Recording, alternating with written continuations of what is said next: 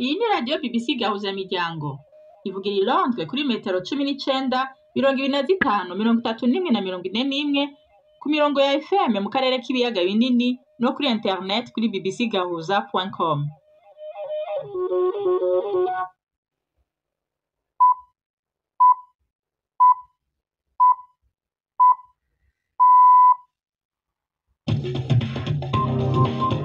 Ubu ni saa 10 kw'isaha mpuzamakungu ya GMT, isaha 12 mu Rwanda no mu Burundi, muri kumwe na Nina Iradukunda.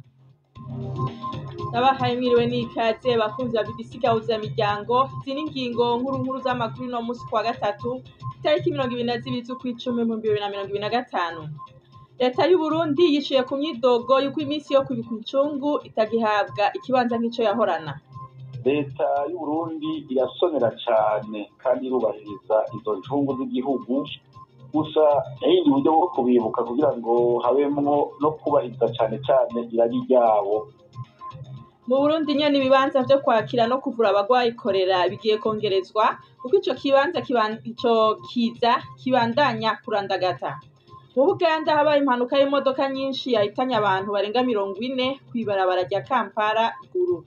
Tubafitiye n'ikiganiro c'abagore, aya makuru ahagarariwe na Mark Niyonkuru.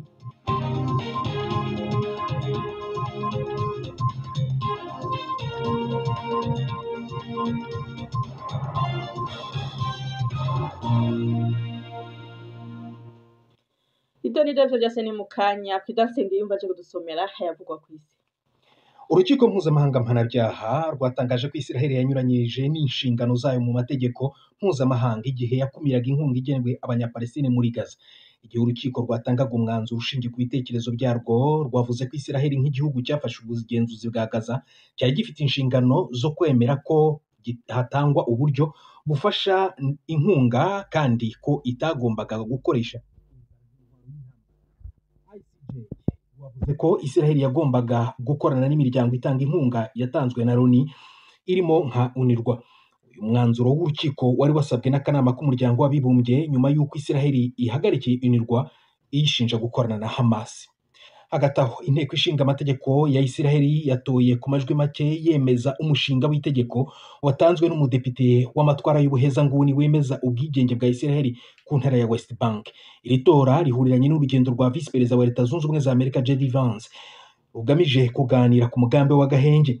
Mu kwezi gushize Perezida Trump yavuze ko atazemera ko Israel yiyomekaho West Bank abanyapalestine bashaka kugira leta yabo.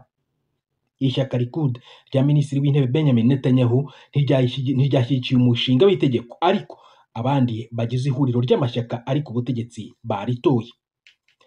Ukraine yibasiwe n'umurundo w'ibitero by'Uburusiya mu gihugu hose.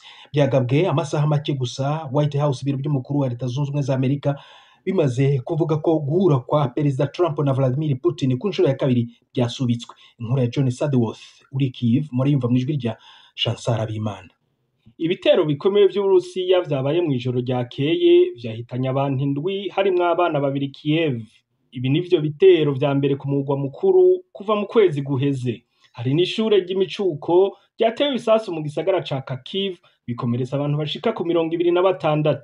Umuyaga nkuba waracitse mu bice vyinshi vya Ukraine kuko Uburusiya bwatumbereje ibitero ku nzira zikwiragiza umuyaga nkuba. Imbere yaho igisirikare ca Ukraine cavuze ko cakoresheje ibisasu by'Abafaransa n'Abongereza kugira gitere uruganda rukora ibisasu biturika mu karere ka Bryansk mu Burusiya. Ivyo bitero vyabaye haheze amasaha make ibiro vy'umukuru w'igihugu wa Amerika bigabanuye ivyizigiro ko himirije kuba vuba inama hagati ya Donald Trump na Vladimir Putin. Abanyamakuru babiri bafunzwe batsindiye igihembo Sakharov cy'uyu mwaka. Ni igihembo gitangwa n'inteko ishinga amategeko y'ibihugu by'ubumwe bw'Uburayi ku bantu bagaragaraho kurengera uburenganzira bw'ikiremwa muntu n'ubwisanzure bw'ibanze. Andrei Poskobu wo muri Belarus yakatiwe gufungwa kubera inkuru ze yakoze kuri guverinoma igihe leta yakazaga umurego wo guhiga batavuga rumwe nayo. Mizia Amogarobei wo muri Georgia bivugwa ko yafunzwe nyuma y'inkuru z'iperereza yakoze ku ikoreshwa ry'imari ya leta no gukoresha ubutegetsi mu gukinagaza abaturage. Abandi bahawe iri shimwe barimo abaturage ba Ukraine, Malala Yousafzai na Nelson Mandela. Aya ni amakuru ya BBC. umuyobozi w'umutwe w'abarwanyi ba Rapid Support Forces Mohamed Mahamadi Dagalo uzwi nka Hemet yatanze gasopo ko azarasa ku kibuga cy'indege icyo ari cyo cyose mu karere kizagaragara ko gifasha ingabo za leta ya Sudani mu bitero byo mu kirere cyangwa ibikorwa byo mu kirere. Abitangaje amasaha make nyuma y'uko drone za RSF zibasiye ikibuga cy'indege cya Khartoum. Inkuru ya Nomusa Maseko muragezwaho na Judas Yundi Mpundu. Gasopo itagarama ikinya ya Hemet yaritomoye yagize ati hamwe ibibuga by'indege byo hanze y'igihugu byokoreshwa mu gutera amabombe ku butaka bwa Sudani bishobora guhinduka igice cy'urubuga rw'intambara. Iri gabisha ryacishijwe ku mubangurukana bumenyi ejo haheze ryabonye nk'iterabwoba rigaragara kuri Misiri yigeze kuba yagirizwa kugira uruhara mu bitero byo mu kirere kuronsa imyimenyerezo hamwe n'utudege tagira abadereva. Igisirikare ca Sudani cavuze ko cyari cyashoboye kuburizamwo ibi bitero amasaha make imbere y'uko uruja n'uruza rw'indege rusubira muri Khartoum. Ikigo cya Elon Musk Starlink gitanga imirongo ya internet iturutse ku cyogajuru mu rwego rw'itumanaho kiravuga ko cyahagaritse serivisi ku mashini zirenga 2,500 zifitanye isano n'ibigo bikora uburiganya muri Myanmar. Umuyobozi wa Starlink Lauren Drayman yatangaje ko iki kigo gifata imyanzuro ikwiye igihe gitahuye ibikorwa binyuranye n'amahame yacyo. Kuwa mbere w'iki cyumweru ingabo za guverinoma ya Myanmar zari zavuze ko abasirikare bafashe imwe mu nyubako zabaye kimomo mu bikorwa by'uburiganya n'amagendu hafi y'umupaka wa Thailand. Inkozi zibiri zireshya abanyamahanga mu bucuruzi bw'abaringa n'urukundo bitabaho zungukiye cyane muri ibi bikorwa mu karere kitaruye ka Myanmar. Nina urakoze Pedasenge yumva kuri ayo makuru.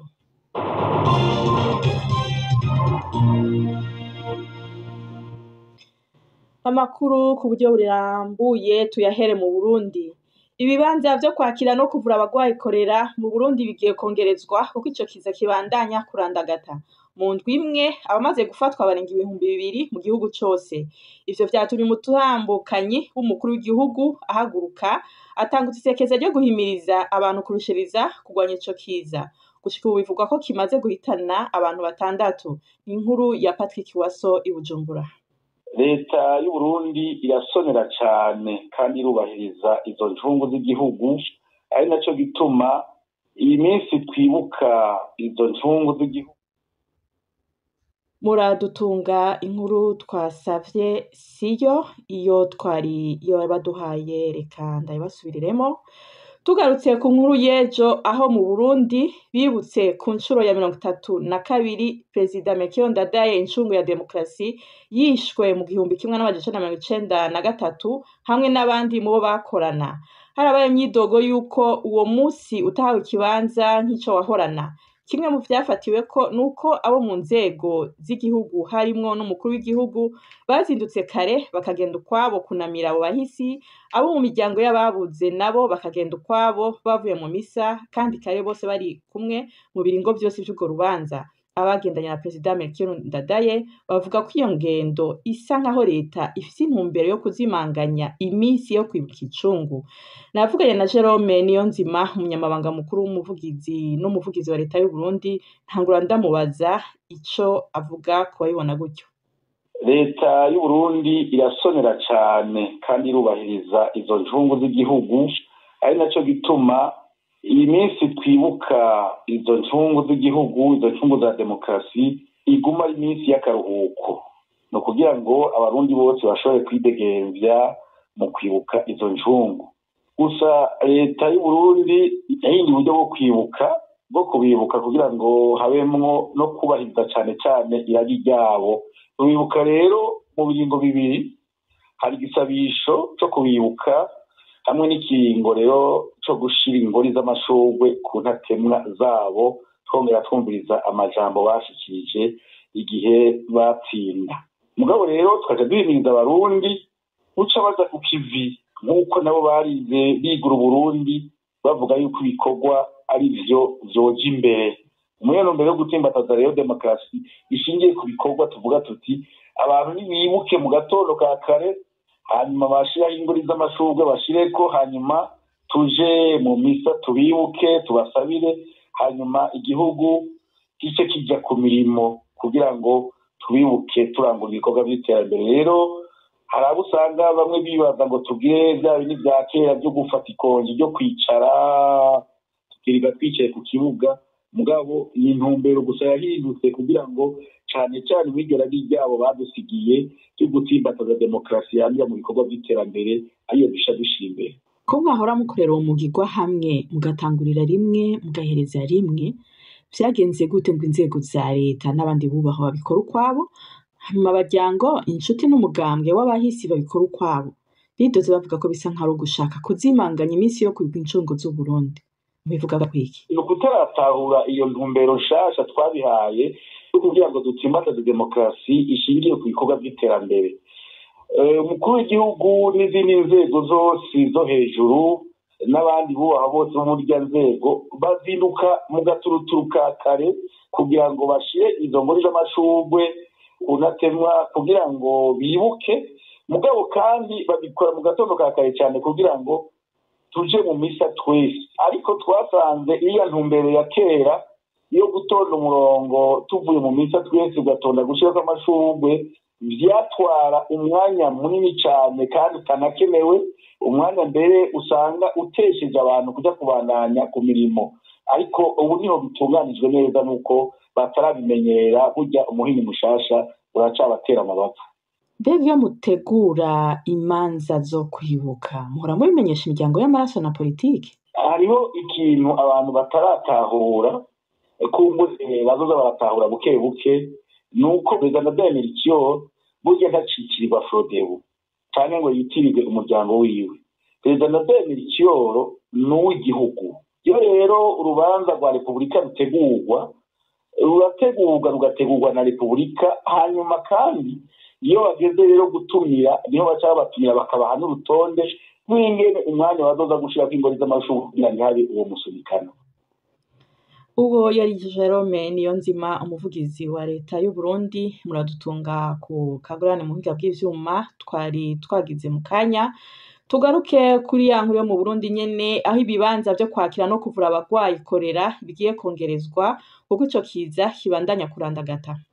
Ku itariki y'ejo tumaze kuronka abagwayi bashika ku 2067 n'abagwayi benshi.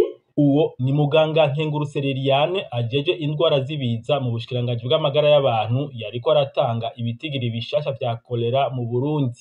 Yavuze ko umurindi kolera igezeko biteye ubwoba kuko ibitigiri vy'abafatwa bibandanya kuduga. Kubera uwo murindi mu bushikiranganji bw'amagara y'abantu bagiye kongereza ibibanza vyo kwakirira no kuvura abafashwe nk'uko vyemezwa na muganga Liliane Nkengurutse. Uherejo hariho ibindi bitaro bigiye gufasha kwakira abo bagwayi bakorera hariya mu Rubirizi, mbere mu nyuma umushikiranganji bw'amagara y'abantu buriko buraraba ukuntu no mu Buterere kugurwa bene ivyo bigo. Muri ico kiza ca kolera intara ya Bujumbura niyo iza imbere mu zigeramiwe cane. Umukuru w'iyo ntara General Major Aloise Ndayikengurukiye avuga ko utwigoro two kugwanya iyo ndwara tubangamiwe n'ubukene bw'amazi meza. Aratangazwa kandi no kubona mu gisagara ca Bujumbura kugeza ubu hari ahantu badafise utuzu twa sugumwe dukwije amategeko y'isuku. Hariho ikibazo iruhande y'amazi twabonye ari ikibazo gikomeye. Ntivyumvikana ko ariho twosanga hari abantu batagira amatwarete, batagira ubuzu bwa sugumwe, kandi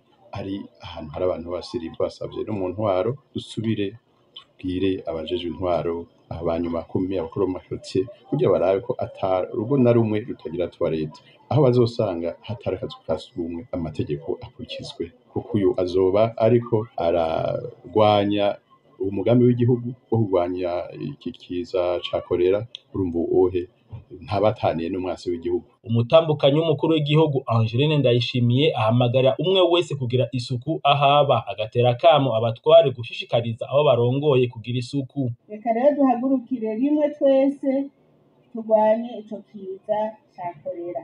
Savye kandi abajeje intwaro gukurikirana ibibanza bihurikiramwo abantu benshi kugira ngo bigumane isuku rikwiye, na cane cane mu tuzu twa sugumwe.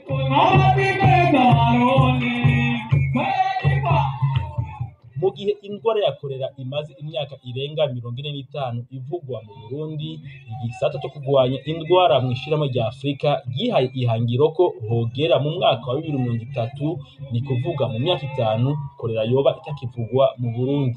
I Bujumbura, Patrick Waso.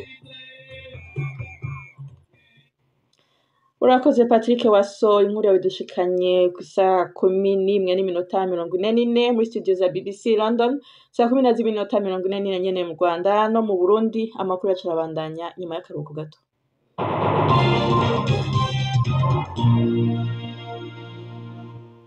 Tuje amakuru yo mu Rwanda ariko tuyafatiye i Buraya.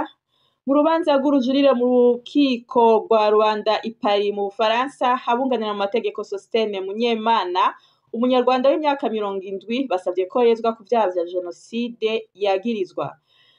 Bavuze ko ibirego bimwagiriza ari bihimbano kandi ko abatangabuhamya bategetswe ivyo bavuze. Sostene Munyemana yahoze ari umuganga mu cahoze ari intara ya Butare, akaba yanakoreye ubuvuzi i Bordeaux mu Bufaransa, yakatiwe gufungwa imyaka 25 mu 2023 ku vyaha vya jenoside nyene. Inkuru ya Majesté Barenga i Paris. Sostene Munyemana yitavye urukiko rw'ubujurire rwa Rwanda i Paris, yinjiye mu cumba c'urubanza asa nk'umuntu ataco yikeka. Yari yambaye agapira k'amaboko magufi k'amabara y'umucungwe n'ipantaro yoroshe. Yicaye mu cumba cugajwe n'ibirahuri bimukingira n'abaje kumviriza urubanza. Afata urupapuro n'ikaramu, aboneka yandika cane mu masaha arenga 6. Imburano z'uno musi zatangujwe n'ababuranira Munyemana. Bavuze ko yamaze imyaka myinshi akiza ubuzima bw'abavyeyi bariko baribaruka, kandi izina ryiwe yiswe na bimwe mu binyamakuru ngo umuyangayanga wa Tumba, canke mu gifaransa Boucher de Tumba, ari ikinyoma kigamije kumwambika ibara. Abunganira Munyemana bavuze ko mu batangabuhamya bose bumviswe n'urukiko atanumwe yigeze avuga ko yamubonye yica umuntu. Bavuze kandi ko hari abatangabuhamya benshi bari abaturanyi ba Munyemana Itumba mu cahoze ari prefecture ya Butare mu majepfo y'u Rwanda, bemeza ko ahubwo ko ari babafashije kuticwa. Harimwe n'abatangabuhamya baje bava mu Rwanda. Abamwunganira kandi bishimikije bumwe mu burorero bw'imanza za jenoside, aho hagiye haraboneka abatangabuhamya bemera ko bategetswe kugira bavuga ibitari ivyo. Bavuze ko no mu rubanza rwa Munyemana hari abatangabuhamya bavuga ibintu bivuguruzanya. Abo bunganira Munyemana banavuze ko n'ishirahamwe Collectif des Partis Civils pour le Rwanda ryo mu Bufaransa rizwi mu kurondera abakekwaho jenoside mu bihugu bahungiyemwo ritagendera ku butungane nyakuri. Bavuze ko iryo shirahamwe riyobowe na Alain Gauthier n'umugore wiwe Dafroze Gauthier afise inkomoko mu Rwanda, rikunze kuba igikoresho c'ubutegetsi bwa Kigali. Abamwunganira basavye urukiko kumufata nk'umwe mu bantu b'inyankamugayo aho kumubona nk'uwakoze jenoside. Aha bifashishije akarero k'amakete 2 Munyemana yandikiye umugore wiwe yari kwiga mu gihugu c'Ubufaransa mu 1994 mu kwezi kwa gatanu mu kwezi kwa gatandatu, aho yagaragaza uko ibintu byari byifashe nk'uraga, uvyerekana ko yari afise umutima w'ubuntu. Basoze basaba abacamanza gukoresha umutima nama n'ubutungane nyabwo kugira Sostene Munyemana ashobore gusubira mu rugo rwiwe, kuko amaze imyaka 30 aburabuza ku vyaha atakoze. Biteganijwe ko Sostene Munyemana azohabwa ijambo rya nyuma imbere y'uko urubanza rusozerwa ku munsi w'ejo ruheze rushigwe mu mwiherero. Ibizoruvamwo bikazomekera ku munsi wa 4 mu masaha y'ijoro. Alain Majesté Barenga, BBC Gahuzamiryango i Paris mu Bufaransa. Urakoze Alain Majesté Barenga. Tumanuke mu Buganda, ahabereye impanuka y'imodoka nyinshi yahitanye abantu benshi kw'ibarabara rya Kampala Gulu. Gushika ubu bivugwa ko abapfuye barenga 60. Umukuru w'igihugu Yoweri Museveni yavuze ko babajwe cane n'iyo mpanuka, yemera n'amafaranga yo gufasha imiryango yabuze ababo n'abakomeretse. Inkuru dushikirizwa na Gisele Berwa. Polisi ya Uganda yari yabanje gutangaza ko hapfuye abarenga 60, nyuma ivuga ko yari yibeshye ku mibare kuko yari yabariyemo n'abaguye igihumure baje kuzanzamuka nyuma. Iyo mpanuka yabaye ubwo imodoka ebyiri zitwara abagenzi zagendaga mu byerekezo bitandukanye zagonganye, ubwo zarimo zigerageza kunyura ku zindi ebyiri, harimo ikamyo n'imodoka nto. Iperereza ku cyateye impanuka rirakomeje. Abakomeretse bajyanwe mu bitaro bitandukanye byo mu mujyi wo mu burengerazuba wa Kiryandongo. Polisi yavuze ko irimo gukorana n'inzego zishinzwe ubuzima n'ubutabazi kugira ngo hamenyekane imibare ya nyayo, hanatangwa amakuru agezweho. Perezida Yoweri Museveni yavuze ko atewe umubabaro no kumenya inkuru y'iyo mpanuka, atanga ubutumwa buhumuriza imiryango y'ababuze ababo. Yasabye kandi ko habaho kwigengesera kugira ngo hirindwe bene izo mpanuka. Yategetse ko buri muryango w'ababuze ababo uhabwa miliyoni 5 z'amashiringi ya Uganda na miliyoni 1 ku bafite abakomeretse. Urakoze Gisele Berwa. Tugume mu karere. Umukuru w'igihugu cy'u Rwanda Paul Kagame yagenye abakeguza amateka 4. Muri abo bagenywe harimo 2 bagarutse mu mabanga na 2 bashasha. Amategeko ararekurira umukuru w'igihugu kugena abakenguza amateka 8 bitabanje guca mu matora ariko ntirivuga ico ashingirako mu kubagena. Ni inkuru ya Jean Claude Mwambutsa i Kigali. Madame Valentine Uwamariya winjijwe ari mushya ni inzobere mu buhanga bw'ibijyanye n'ubutabire cyangwa science. Ubu buhanga akaba yarabukuye muri kaminuza zo muri Afrika y'Epfo no mu Buholandi. Uyu yamenyekanye cyane ubwo yinjiraga muri guverinoma agizwe ministre w'uburezi, nyuma aza kugirwa ministre w'umuryango. Yabaye kandi ministre ushinzwe kurengera ibidukikije kugeza mu kwezi kwa karindwi ku mwaka wa 2024. Kuva icyo gihe nta zindi nshingano zizwi yari afite. Mbere yo kwinjira muri politiki yabaye umwarimu wa kaminuza. Alfred Gasana we yabaye ministre w'umutekano w'imbere mu gihugu, ndetse amakuru akemeza ko uyu yabaye no mu nzego z'iperereza ry'imbere mu gihugu. Gasana yabaye kandi n'umudepite mu nteko ishinga amategeko. Mu mwaka wa 2024 Gasana yagizwe uhagarariye u Rwanda mu bwami bw'Ubuholandi asimbuye Olivier Nduhungirehe wari ushinzwe ububanyi n'amahanga. Ku mpamvu zitavuzweho, uyu Gasana yahise agarurwa mu gihugu ku mpamvu zitavuzwe, gusa hakaba hari amakuru avuga ko Ubuholandi bwamwanze. Undi wagenwe ku mwanya wa senateri ni umunyamategeko Evode Uwizeyimana, akaba ari inzobere mu by'amategeko. Ni umugabo uzwiho imvugo ikarishye iyo avuga kuri politiki y'akarere ndetse n'intambara zibera mu burasirazuba bwa Kongo. Uyu yari amaze imyaka 5 ari muri Sena, nabwo akaba yarinjiyemo agenwe n'umukuru w'igihugu. Mbere yo kwinjira muri Sena, Uwizeyimana yabaye umunyamabanga wa leta ushinzwe itegeko nshinga n'andi mategeko. Yanabaye kandi muri komisiyo yo kuvugurura amategeko, kandi ni n'umwe mu bavuguruye itegeko nshinga igihugu kigenderaho muri iki gihe. Jean Pierre Dusingizemungu we azwi cyane nk'umwarimu wa kaminuza, nawe yari amaze imyaka 5 muri Sena. Umwanya yari yashyizwemo n'ububasha bw'umukuru w'igihugu. Dusingizemungu yamenyekanye cyane no mu mashyirahamwe arengera uburenganzira bw'abacitse ku icumu, ndetse akaba yaranayoboye umuryango Ibuka. Aba bagomba gutangira imirimo muri Sena bamaze kwemezwa n'urukiko rw'ikirenga ndetse bakanarahirira imbere y'umukuru w'igihugu. Jean Claude Mwambutsa, BBC Gahuza Miryango i Kigali. Urakoze Jean Claude Mwambutsa. Ubu n'umwanya w'ikiganiro c'inkino mushikirizwa na Yves Bucyana. Imikino kuri BBC Gahuza Miryango. Mwiriwe neza abakunzi ba BBC. Ay'imikino uyu munsi aribanda ku mikino ya Champions League ku mugabane w'Uburayi. Liverpool muri iri joro irakina na Frankfurt mu Budage, umukino wo kwigarurira icyizere nyuma yo gukubitwa imikino 3 ikurikiranye, harimo 3 ya shampiyona ya English Premier League. Uretse uwo mukino hari indi myinshi ikomeye iteganyijwe muri iri joro, aho Bayern Munich ikina na Club Brugge mu Bubiligi, Chelsea irahura na Ajax, Monaco yakire Tottenham, naho Sporting Lisbon ihangane na Marseille. Real Madrid irabiri mu rugo yakira Juventus. Mu mikino yarayibaye hinjiyemo akabagari k'ibitego 43, amakarita atukura 5, hatanzwe penalty 6 muri zo 5 zinjijwe. Arsenal yatsibuye Atletico Madrid ibitego 4-0, Barcelona inyagira Olympiacos 6-1, Paris Saint-Germain yo itsinda Leverkusen 7-2, Borussia Dortmund inyagira ikipe ya Copenhagen ibitego 4-2, Newcastle United itsinda Benfica ya Mourinho ibitego 3-0, PSV yatsinze 6-2 ikubita Napoli, Inter Milan itera 4-0 kwa Union Saint-Gilloise yo mu Bubiligi, na Manchester City itsinda Villarreal 2-0. Soreze ku nkuru y'ihagarikwa ry'umukino wa shampiyona ya La Liga ya Espagne, umukino hagati ya Villarreal na Barcelona wagombaga kuzabera muri Leta Zunze Ubumwe za Amerika mu kwezi kwa 12 tariki 20. Ibi rero ngo byababaje umuyobozi w'ikiramwe ry'umupira w'amaguru muri Espagne Javier Tebas, wavuze ko ari ikintu kibabaje cyane kuri shampiyona ya La Liga mu rwego rwo kwimenyekanisha cyane. Ibi bikaba byatewe n'imyigaragambyo yo kutishimira imikino ya La Liga kujya gukinirwa mu bihugu byo hanze. Amakipe nka Real Madrid yari yabyamaganye yivuye inyuma, avuga ko kujya gukinira hanze kwimwe mu mikino ari icyasha kuri shampiyona ya La Liga. Ubutaliyani bwo bwamaze kwemeza ko umukino wa Serie A, no kuvuga shampiyona y'Ubutaliyani hagati ya Milan na Como, uzabera muri Australia mu kwezi kwa 2 umwaka utaha. Reka mpiniraha, ayo niyo y'imikino nabateguriye uyu munsi. Gendi Yves Bucyana.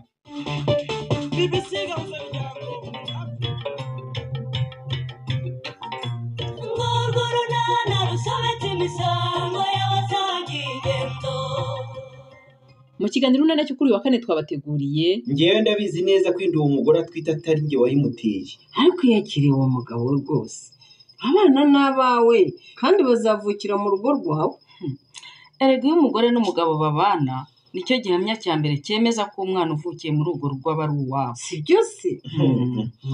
noneho mureke mbasobanurire neza kandi munyumve mwa babyeyi. Nta kibazo turahari rwose. ariko urasobanura ibiki? ni saa 12:45 kuri BBC. ubu naho duha umwanya Patrick Waso mu kiganiro c'abagore.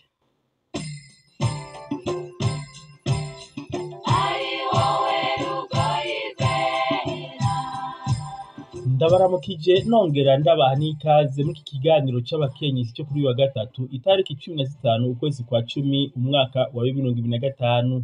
muri iki kiganiro tuganira n'umugore umwe rukumbi arongoye intara imwe muri zitanu zigize Uburundi.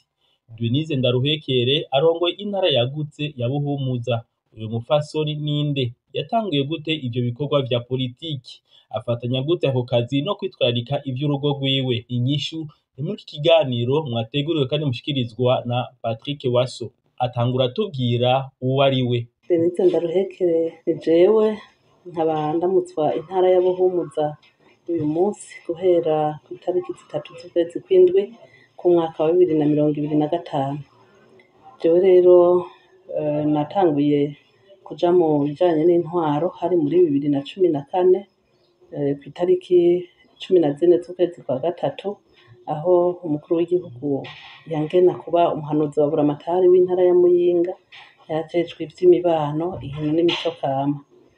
ivyo narabibayemwo gushika mu 2020, aho mu 2021 bihindukiye hakajamwo byo mu biro vy'intara kwa buramatari habaho abo bita abayobozi bishikira, cangenwa kuba umuyobozi mwishikira wa buramatari w'intara ya Muyinga. niho rero nabandanirije ejo bundi muri 2025 amatora aheze, cangenwa kurongora intara ya Buhumuza. imbere yuko nja mu vy'intwaro nari nsanzwe ndi mu gisata c'indero, aho nari ndongoye ishure ryisumbuye rya Lycée Communale Kamaramagambo, naryo nyene nkaba narigiye ko mvuye kw'ishure ryisumbuye rya commune ryitwa College Communale Buvumbi. ivyo rero maze gushika mu vy'intwaro vyaramfashije kugira ngo nshobore kwiyorienta neza canke gukora ibikorwa ntuje. amabanga mujejwe yo kurongora intara no kuba inarugo muyabangikanya gute? jewe rero tuvugana ndubatse, mfise uwo twubakanye umufasha hamwe n'abana 3. abo bana 2 bari muri kaminuza, uwundi umwe nawe ari mu mwaka wa 11. kugira ngo dushobore kurangura ibikorwa bijanye n'ivy'intwaro neza bisaba ko tubanza uwo twubakanye tubanye neza tukavyumva kumwe, kugira ngo n'ivyo mu rugo tube tubitunganya neza. ukijanye no gutunganya ivyo mu rugo ubifatanije n'intwaro navyo novuga ntisi umutwaro muremure, kuko uraheza ukamenya ingene uvyipangako, ukamenya umwanya w'ibi n'umwanya wa biriya.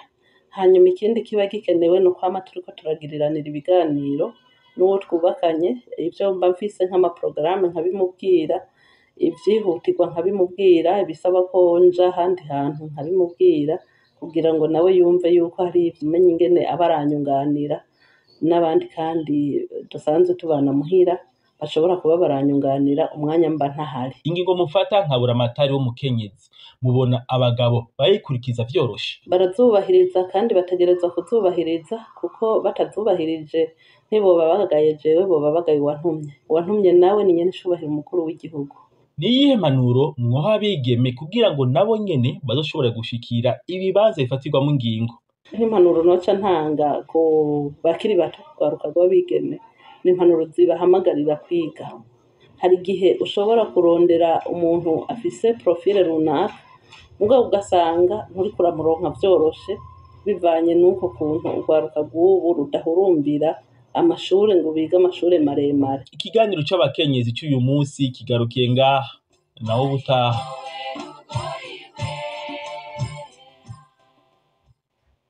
Urakoze Patrick Waso ku kiganiro c'abagore tubasubiriyemwo.